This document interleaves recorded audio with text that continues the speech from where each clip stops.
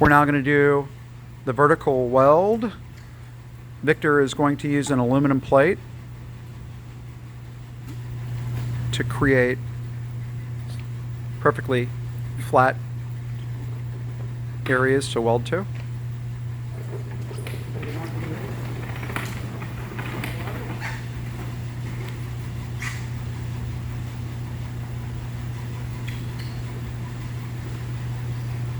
We have the aluminum plate on a low heat so that the temperature is good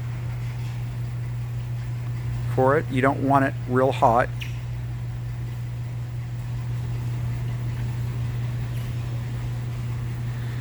And again, when we do the sandwich method on this, one of the pieces of ice will be colder than the other and slightly frozen so that the welds go together properly.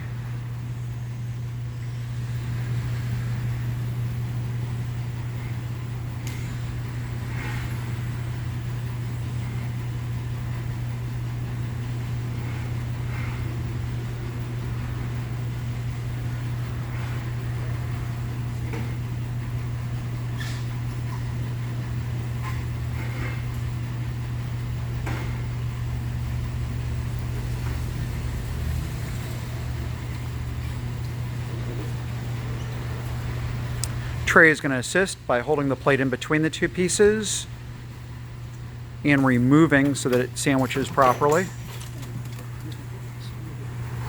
It is, of course, imperative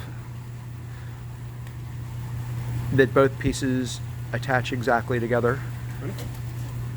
So he's putting both pieces up. Make sure your aluminum plate is big enough to cover all surface area. And he's pulling it out. Now Victor's going to hold it there until it starts to catch.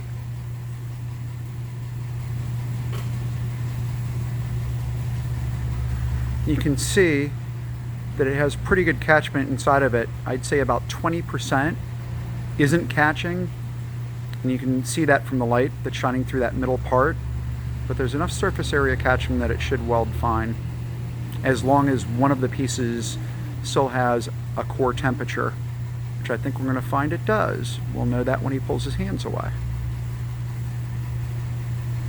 How's it feeling, Victor? It's on me. There you go.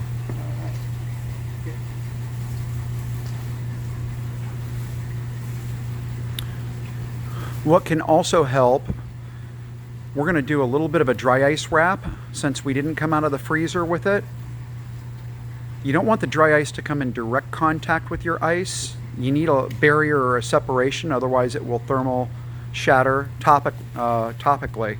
In other words, you'll have shatters right where it comes into exact contact with it.